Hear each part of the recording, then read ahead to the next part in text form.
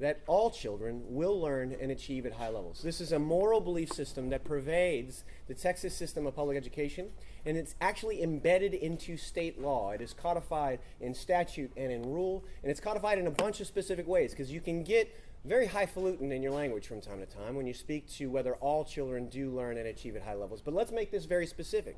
In Texas, we think everybody in third grade should have memorized their times tables by the end of third grade. That is one specific way. When we say that all children can learn and achieve at high levels, that's one of the things that we mean. In Texas, the State Board of Education votes on and adopts formal student expectations at every single grade level. You see an example of this right here. I'm going to go ahead and read it to you.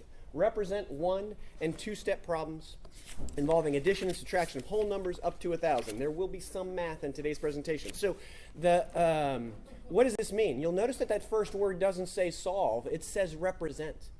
And if you think about that, this is actually the beginning of algebraic reasoning. It is about kids making sense of the world around them and boiling down these patterns in the natural world so that we can turn it into an expression that we can then logically reproduce. This is what math is at its essence.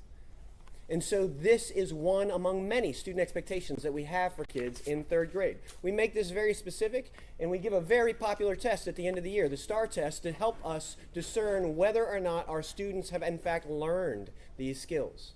And the STAR test is not this sort of weird construction. It is actually based on measuring these same student expectations. Not to judge the students, but to evaluate us and how well we support our kids and whether or not they will grow and reach their highest level of potential. Back to this represent 1- and 2-step problems involving addition and subtraction of whole numbers of 1,000. Let's read this. An art teacher had 736 crayons. If you are not a math expert, that is a whole number under 1,000.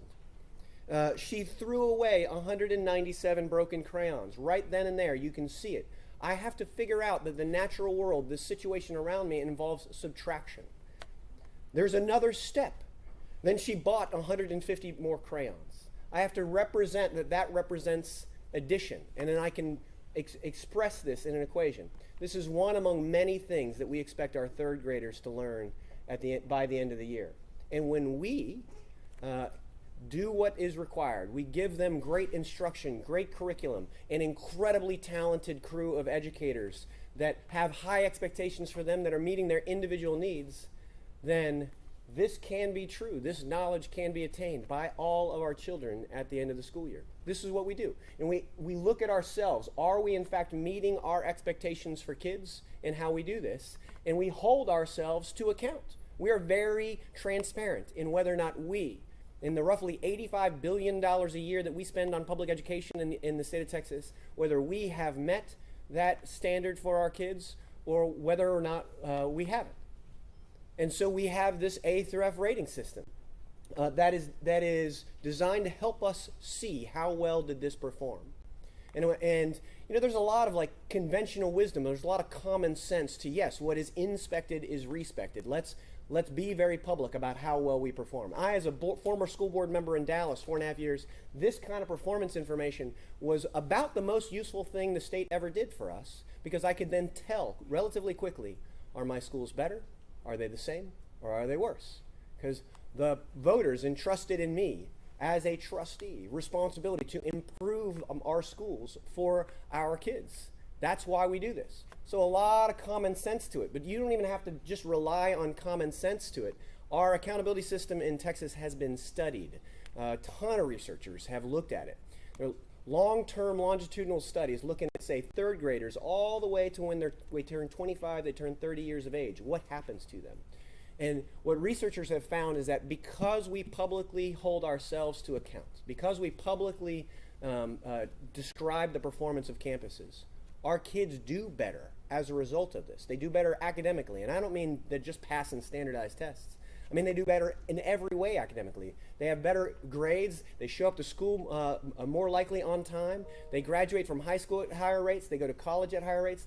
The researchers are able to identify kids individually long-term as a result of the accountability system, and they were making more money at 25 than they would have been without this. Now, this doesn't make it easy. This is hard. These are very public ratings. And in a place like Harmony Hills, we get to celebrate the highest level of performance that has been delivered for kids. But we have to be honest with ourselves, and sometimes that just doesn't happen. That level of performance isn't what we see. And so it is about recognizing what our performance is and reflecting on where we have been and how much we have grown. And oh boy howdy, how Harmony Hills has grown. When I look at this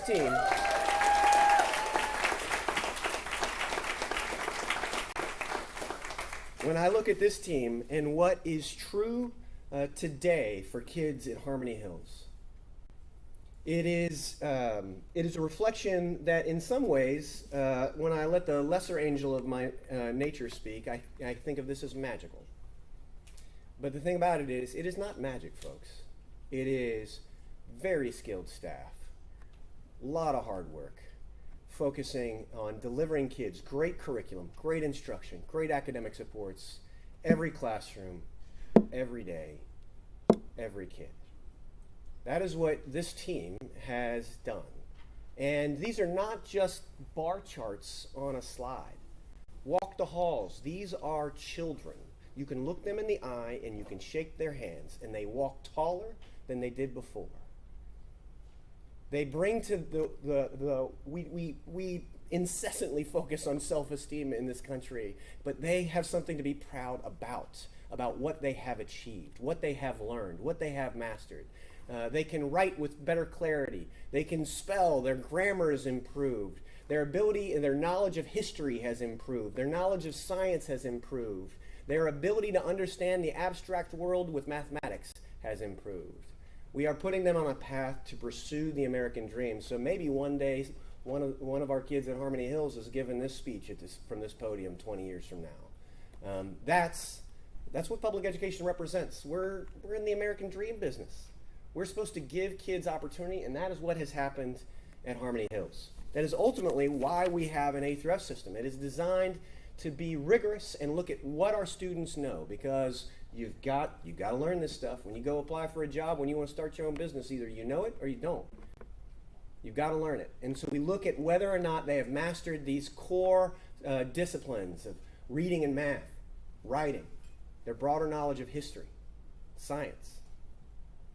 That's achievement. What do they know? But, we don't live in a perfect world. We are, in many ways, a fallen, flawed species. And our kids come to our schools from all manner of backgrounds.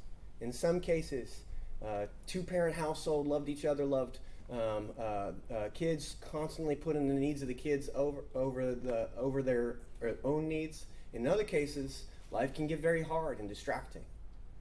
And our kids are bringing whatever that background is into the school building with them. Now at Harmony Hills, they work to build an envelope of love and support around those kids. To make sure that while we have them the 7 hours a day, that they are growing and growing as effectively as possible. Doesn't always happen, but it does happen. It has happened here. And when we think about evaluating the impact of a school, we don't just look at achievement, we also look at growth. You can have kids that walk in the door 2, 3 grade levels behind sometimes. This does happen. The question is, what do we do with them while we have them? And in Harmony Hills, they grew them faster than anybody else. This is a high level of growth for a broad group of students. This is what school is about, the great equalizer. That no matter where you come from, no matter what you look like, you walk into our doors and we're going to give you the absolute best and equip you for success in America. And when we evaluate our schools, we look at achievement, but we also look at their progress or growth with students, and we'll give you the better of the two ratings. We think about that for the average child, but if we're really serious about all meaning all, we can't just look at the average child. We got to look at individual groups of children. We have, how are we doing with students with disabilities? How are we doing with families that or kids that come from families that are low income versus kids that come from families of moderate or high income? How do we do with kids with that do not speak English as their first language at home? And so we think about how well the school closes the gaps, and Harmony Hills is in the gap closure business. We got to franchise y'all. We got to close gaps all over. We need to replicate you. I don't know if you got cousins or brothers or sisters we can put in other schools, but like this team is delivering results for kids to drive achievement up, to maintain academic growth, to close gaps. And that's what we recognize with the A through F system. The statewide, we have had a great year when you think about the educators that we have all over the state of Texas. Had we ratings in the 2024 school year, about 18% of campuses statewide would be A rated. But a lot of hard work for a lot of educators all over the state. We see 23% of our schools this year got an A. Material improvement all over the state of Texas. A lot of hard work from teachers, principals all over the state. 31% of our campuses actually saw their ratings increase year over year. And in fact, if you boil that down, in some cases, you get pretty rarefied company. There are 5 campuses statewide that had an F last year that this year had an A. 95 campuses. 95 campuses out of 9,000 went from a C to an A in 1 year. You're in very rare company. And I'm honored to celebrate the work here. And the systems broadly in Northeast ISD, they're designed to support kids and to ensure that every school can be successful for kids. This is what we want to see. Where we will struggle, we will fall from time to time. The question is, what do we do to stand back up and stand back up as quickly as possible? You know, there are people that debate sometimes with me directly that this is just a label of a neighborhood. But the thing is, that's not true. We have 361 campuses in the state of Texas where more than 80% of the kids require federal support to eat on a regular basis. 361 campuses that, even with those challenges in the neighborhood, the schools are delivering results for those kids. High poverty and yet high performing campuses. Poverty is not destiny. When we get public education right, it is the greatest institution in the history of man. It is what is the great equalizer for Americans in every place in the country when we get it right. But we have to know how well we're doing. And that is ultimately the reason we issue A through F ratings. We need to make sure that we are being honest with ourselves about how well we're supporting schools. You can today visit a website, texasschools.gov, txschools.gov, and you can research any and every school in the state of Texas. And so if you pull up an individual school's rating, you can get the details of that school. Now, of course, this ain't Harmony Hills, because if it was, it'd be an A. So this is another school's rating. But what you also see here is their performance history, because again, we don't live in a utopia. The question is, was this year better than last year? How are we going to build an action plan so that next year is better even than that? That's why we do this. Now, we have been unable to do this for a couple of years. A bunch of districts sued us to try to prevent this information from being clearly released to parents and in their own communities. But we will see here even the 2024 results, which were made available today, so you can see how every school changed year over year. And this school here, what has been true at Harmony Hills over the last year has been transformational. Not just because of the procedural changes and the way staff are carrying about their duties, but transformational in the lives of children to equip kids better than ever before for being able to engage in modern America, to live and experience the American dream. We do this for our educators to equip our own plans, but also for parents. I am not just Commissioner of Education, I'm also a client. I got 4 kids, dropped them off at school this morning, and we want to make sure that parents are empowered with the most information imaginable so that they will be able to drive their kids' education in the best way they see fit. So you can log in the website, you can check out any individual school, but you could put up, type your home address and do a 5-mile radius. And I want to see all the elementary schools that have, I don't know, a dual language program, whatever specific academic program that you're interested in, and check that out. But not just for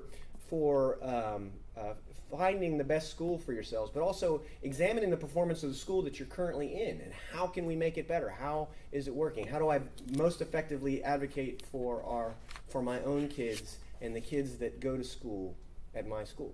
That's why we do this. That's why we have this resource online, and we got a ton of resources online. So you can go, you can get a quick analysis of performance, but you can delve into as much nerdy detail as you like. There's all kinds of reports that you can do to dissect exactly how well performance has been and in what ways and where.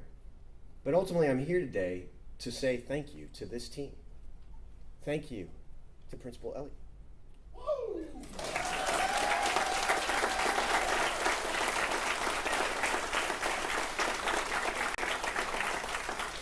Because this work, for those of you who do not work as educators full-time, this work is hard. It's the hardest work that we do in life. If you think teaching is easy, I want you to think for just a second of a brain surgeon, because at least we give the benefit for them of their patients are under anesthesia and there's only one brain at a time. The work that we do in our schools is the most complex work that happens, and it's the most important work for our civilization. So I just want to say thank you and to the team here at Harmony Hills. God bless you for what you've done. That's my speech. I'm happy to take questions.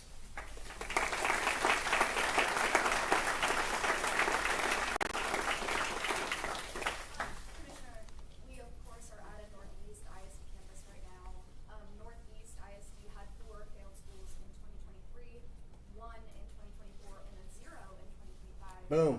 There it is. And yet, though, its overall grade has remained the same at a 78 or a C. So what is your message to educators and administrators who are seeing this campus progress, but then not seeing it reflected? Yeah. Well, I mean, it is that is really indicative of how hard this work is. You think about how large Northeast ISD is and how many schools that have to be well run. This work is the most difficult sphere of work that I have ever seen, and the process of making a school excellent, the process of igniting what has happened here at Harmony Hills, it is not magic. It is a lot of hard work that has to be focused on the right things. And when we see this, when I talk to Superintendent Micah about their strategy for improvement, there's really sort of 5 key things you got to get right. It comes down to leadership, talent, culture, curriculum, and instruction. And everything else becomes a bit of a distraction. But if you can get those things right, from a leadership perspective, you start with high expectations. You develop systems to monitor performance. You ensure that you create an environment where excellence is pursued. From a talent perspective, you are relentless at recruiting. You are relentless at supporting. You are relentless at retaining the best and brightest minds to work with kids. This is critical. From a culture perspective, what do we do in the school to ensure that the environment is loving and supportive, that there are, where students might need wraparound supports, that they are provided, where differentiation, so that when students enter the class, they can enter the class ready to learn. This has to happen. From a curriculum perspective, what do you do to ensure that there is grade level, on grade level, rigorous, well-developed content every day? If you are in a 3rd grade math class and the curriculum is 2nd grade math, you're not going to master 3rd grade math material that year. So how do you ensure that the reading that the students are doing, the writing that they're doing, the nature of the engagement, it's rigorous, but it's also built on strong cognitive science principles so that students can actually learn from it and remember. And then instruction. Instruction's got to be delivered well. And if you think that this is, by analogy, a classroom, you're the students and I'm the teacher, what I can tell you is this is real bad instruction I'm delivering to you right now. Because I don't know if I'm checking anybody in the back to see whether or not they understand what I'm saying. Teachers don't just give speeches. They've got to make sure that every student has mastered the content every day. And when I say every student, I don't mean that 10 of the 20 got it. I don't mean 15 of the 20 got it. All 20 of the 20 have been engaged in doing the mental work to master that material every day. This is hard to do.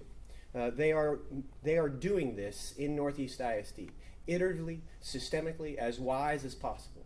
And of course, they are tilting resources where they need to be, where there are specific struggles. They work to turn that environment around as rapidly as possible, and that's a success we're celebrating today. But of course, there's still a lot of work, because day in, day out, you've got to get those 5 things right in every classroom, in every school, every day. Commissioner, how could going from one state assessment and here to 3 change the rating system?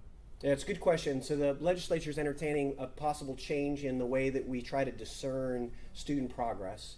And so the idea behind a progress monitoring system, you get a checkpoint at the beginning of the year, middle of the year, and the end of the year. It should really help our teachers and administrators support academic growth. You can see it's a lot more useful to get information in February while the school year is still happening, so that I can take action and drive improvement from that. And so there's a lot of benefit from it. The legislature actually in 2019 directed us to engage in a research and development activity related to an alternative way to do this. And one of the things that we learned about was how to do a multiple sort of progress monitoring approach. Ultimately, we'll have to wait and see what the legislature passes to see how that works. The bill language that I've seen actually has language to ensure that we sort of equate the difficulty level of any new test versus an old test, so it shouldn't fundamentally change the nature of A through F. Commissioner, you talked about the gains that we're seeing across the state and Harmony Hills being one of them. What is contributing to this improvement we're seeing here and? Yeah, I mean, that's the $75 billion question. You know, it is somewhat difficult to answer that because it's not as though we have a strong, say, random controlled trial of all the variables that are happening. But we do know that on a widespread basis, there's been a major investment in our teachers in terms of reading practices, significant supports for campuses to gain access to high quality instructional materials to support instruction. A lot of efforts related to intervention systems and support, some improvements in dyslexia. There's a whole host of specific supports in mathematics that have been made available. It's somewhat impossible to know any one thing. What we do know, however, is that A through F is back, and the evidence behind having a public accountability system is that it is in fact very positive in terms of its impact on school performance around the state, because it helps us all focus in the whirlwind that we deal with on making the most important thing, which is every day our kids learn in every classroom. Commissioner, right here. How would you say COVID impacted the ratings, and are we seeing things improve after that? Yeah, so one important lesson learned: if you can avoid a global pandemic, you need to do so. The COVID was a very significant destructive force in our communities and in the minds of our kids in terms of how we educated them during the disruption. And we have students who are still struggling with significant academic gaps that happened during COVID. I can see that with my own 7th grader. She would have been finishing 1st grade the year that COVID started. I think that's right. And so, you know, mathematics in particular, you learn this, then you learn this, then you learn this, and they're all kind of dependent upon the thing you learned just before that. So we have huge gaps for students, certainly in secondary, 6th to 12th grade, that we can still see in statewide results in mathematics. That being said, we have seen achievement rise materially, both in math and reading in the last year. And we rate schools both on growth and on proficiency. And so we're seeing proficiency rise, and we're seeing improvements in growth. And so our schools are recovering. We've got an army of angels that work for us. Here, you can look at some of them right there. I don't know if you can see their wings, but they're there. And they do hard work every day to help us both with the incoming crew of kindergartners that come every year and the group that continue to progress through the system. Sorry, I'm a teacher, and I don't know if we raise our hand or not. Yeah, of course. Yeah. Just out of curiosity, of course, this is so amazing to see, and it's so heartwarming as a staff. And I know they're two kind of different systems, but I'm curious, is there any type of data tracking or any correlation between seeing this type of campus growth, but then also seeing how many teachers receive the teacher incentive allotment that represents that growth? Because just from a local level, I've noticed a little bit of a disparity of that. And I'm just wondering, moving forward, is that something to look at? Yeah, that's a great question. We have data on a statewide. So the teacher incentive, for everyone else's benefit, the teacher incentive allotment is a unique program set up by the Texas legislature, where if a local school system goes through its own rigorous way of discerning the difference between good and great, and builds a system that is fair, which means if 2 different people are walking into your classroom to judge your performance, they need to come to the same conclusion. So each district has their own structure to this, but of course there's patterns that we see statewide. So with that, and when you do this as a local school district, the legislature gives you somewhere between $3,000 and $36,000 per year per teacher of extra money to compensate them. So what we see is that in campuses and in districts that have a higher density of TIA teachers, you see a much bigger percentage of students who are on grade level generally. This is, say, a domain 1. And in campuses that are TIA generally, you see much higher rates of academic growth. And I think like you're something like 18 to 20% more likely to end up on grade level if you were below grade level in a school that has TIA teachers, even if you weren't in a TIA teacher classroom, interestingly enough. To your specific question, I don't know that I have like broken down the in any of the individual domains or seen that. Our team produces an annual report on TIA itself, so I'll make a note and we'll try to add this to our analytics work each year. Thank you. I appreciate your comments and answers. Other questions? I had a school district, well, not Northeast, but another school district in the San Antonio region that saw a lot of gains, attributed it to them being one of the first districts to adopt like a strict cell phone policy. I'm curious if with the implementation of the cell phone ban heading into this school year, you think that we might see some even bigger gains just statewide? Yeah, I am super optimistic about the impact of that. I mean, I'm a dad first and foremost, so I can't tell you how many times I've had this conversation with my daughter, and nope, you're not getting a cell phone. It's not going to happen. I don't care how many neighbors' kids get a cell phone. It is poison. I'm not giving it to you. So there is really extensive evidence on the impact of cell phones in schools, and it's clear. It's pretty unequivocal. There's actually a study, just as a frame of reference. If you have your cell phone down, face down, on your desk, it causes you to do worse on every single assignment that comes to you than if it were like not in the room. So I am optimistic about the impact of that policy. It's a big change right now. Many school systems are having to go through and deal with that change. That district that you're talking about has already dealt with that change and is potentially reaping the benefits of that already. I am hopeful to see the positive impact from this long term on the academic quality of our schools. But back to the other point, it's not like we're implementing it just in one part of the state versus another, so I won't be able to necessarily tease out the impact of that one policy change versus anything else that's happening. Got time for a couple more? Commissioner, you talked about how any district can succeed and get a good score. I am curious for folks in high poverty neighborhoods who talk about and criticize the system and say, you know, they're having to work with fewer resources, but need higher needs of students. How would you respond to that?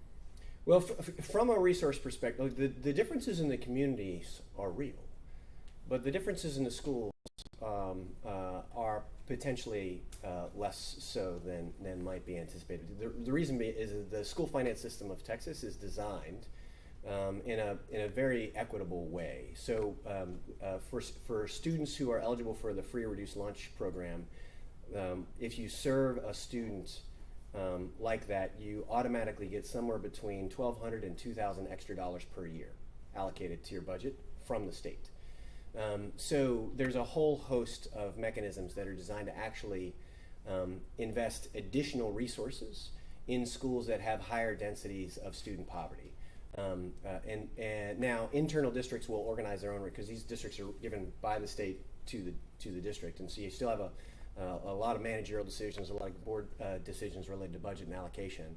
But the state essentially tries to account for that in its school finance formulas to provide extra resources. But this is a good reminder. Money does not educate children.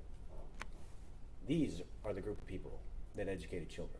And so the focus on supporting staff, making sure that your educators are empowered to be as effective as possible, that they have the tools at their disposal to be effective. It's, you know, what you buy with that money turns out to matter a great deal. So, you know, this is another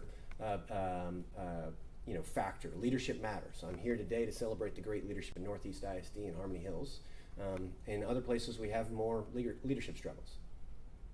Commissioner, with less teachers, more students, teachers I've come to learn are using AI as a tool to help them to mitigate that. Do you have any comments on the use usage of it? Yeah, well, so first we actually are employing more teachers than ever before in the state of Texas. We have probably one of the smallest historic staff to student ratios than we've ever had. So just on the fact base of that. But no, AI is AI is a thing. It's out there, and like technology, you can use it for good or for ill. A pencil is a piece of technology. It's been around for several thousand years, and if you use it to put up, drywall, it's not a great use of the pencil. So the question is, how do you use it, and what is it used for? Whether it's appropriate. There's a bunch of use cases that are very inappropriate, and we hope that we can keep folks away from those particular use cases. There's some, like I think a back office processes, to the extent that you can automate, the payment of invoices with AI. That's probably a pretty good use case. So, anyways, there's pros and cons to it. You have to think through the very specific use case. Specifically grading. So there are folks that have used some form of automated technology-based applications for grading. Has been around for 30 years. There's a test in Texas called the TSIA. A lot of kids, it's like a Texas version of the SAT. That's had an automated grading engine for 10, 15 years. Now this is a highly technical question. So a lot of it comes down to, is the grading reliable? And so do you have enough of a sample size that goes through the automated engine that it can see patterns correctly, and then do you have appropriate controls on it? So in a small use case, like a one or two off, the likelihood that has error is pretty high. In a relatively controlled environment, same kind of question asked to 1,000 kids or so, then you can use some of that technology, but it's very, very context specific. One last question. Question about economics. There are districts of all different poverty levels that are achieving A's and are doing well by testing in certain areas. I'm wondering if your agency has done, is there any correlation between, in the new ratings, between economic disadvantage and Yeah, so there is a small correlation between the density of poverty and ratings. Additionally, there's a larger correlation between the density of poverty and proficiency. That's been true for a long time. The question isn't that. The question is what causes it, and how to address it. Because just like there is an overall correlation, there are huge numbers of outliers, both directions. And we see patterns in the outliers that are great. We see patterns in these schools. They get leadership and talent and culture and curriculum and instruction right pretty relentlessly. And when they do, magically there is no correlation between poverty and proficiency. This is the thing. Like, being born on a bed of money does not give you the gift of reading. You still have to be taught phonics. You still have to learn vocabulary. And for some people, they can put their kids in Kumon outside of school and supplement what's happening in school. The question is, for us in public school, how are we organized in the school so that that isn't necessary? So that regardless of what kind of resource base the kid walks into, that we can deliver results for them at the highest possible level. would it be right to say that the goal is to have less correlation? Of course. We want to raise outcomes for every kid and disproportionately raise them for our groups of students that have historically been most at risk. All right. Thank you all so much. Thank you.